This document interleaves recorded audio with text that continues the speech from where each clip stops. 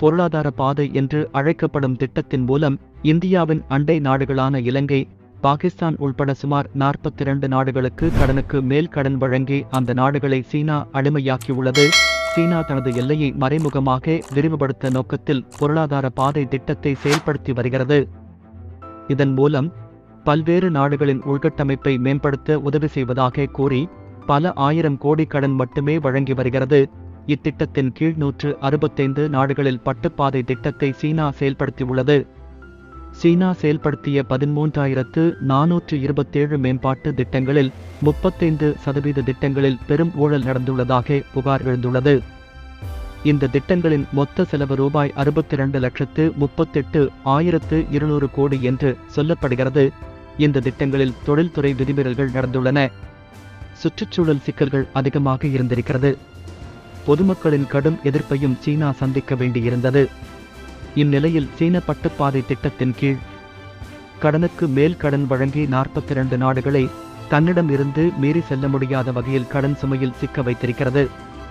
இந்த நாடுகளின் கட்டமைப்பிற்கு உதவுவதாக கூறி அவற்றை கடனாளியாக்குவதே சீனா குறிக்கோளாக கொண்டு செயல்பட்டுள்ளது.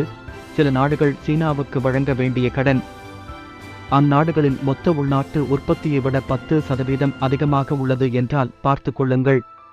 கடன் வாங்கிய நாடுகளிடம் இருந்து கடனுக்கும் அதிகமான பிணையை வாங்கியிருக்கிறது. இதன் மூலம் சீனா பலத்த கடன் பாதுகாப்பை உருவாக்கியுள்ளது. ஏன் இப்படி சீனா கடன் வழங்கியது?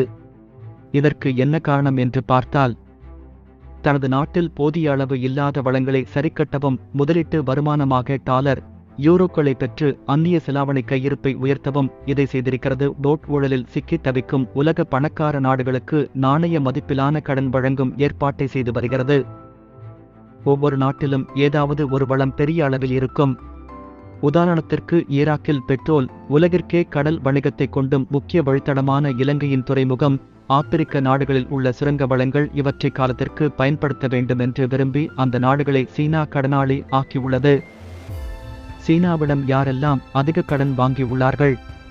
இந்தியாவின் அண்டை நாடுகளான இலங்கை, பாகிஸ்தான் போன்றவை சீனாவிடம் அதிகளவில் கடன் வாங்கி சிக்கியுள்ள நாடுகளில் இடம்பெற்றுள்ளன.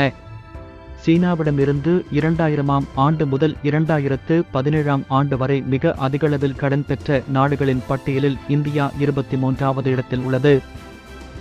ஈராக் 59,200 கோடி, வடகொரியா 53,058 கோடி, எத்தியோப்பியா 48,618 கோடி, ரஷ்யா 11,23,320 கோடி, வெனிசுலா 6,06,504 கோடி, அங்கோலா 3,73,478 கோடி, இந்தியா 65,564 கோடி கடன் வாங்கியுள்ளன. சீனா கடன் கொடுத்து உலக நாடுகளை தனது அடிமையாக்க மாற்றுவதை பார்த்து கோபம் அடைந்துள்ள அமெரிக்கா பல்வேறு நாடுகளுடன் பேசி வருகிறது.